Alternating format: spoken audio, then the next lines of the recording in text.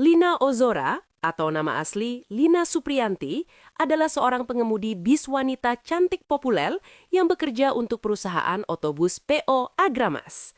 Ia dikenal luas karena profesinya sebagai sopir bis antar kota antar provinsi akap yang menempuh rute jarak jauh, seperti rute Wonogiri Jakarta yang berjarak lebih dari 600 km.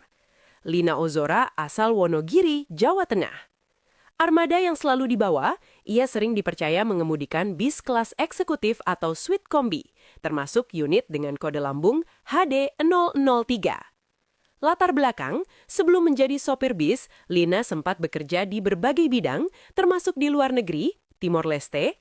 Ia memutuskan menjadi sopir bis pada masa pandemi COVID-19 untuk menghidupi ketiga anaknya sebagai orang tua tunggal atau single parent.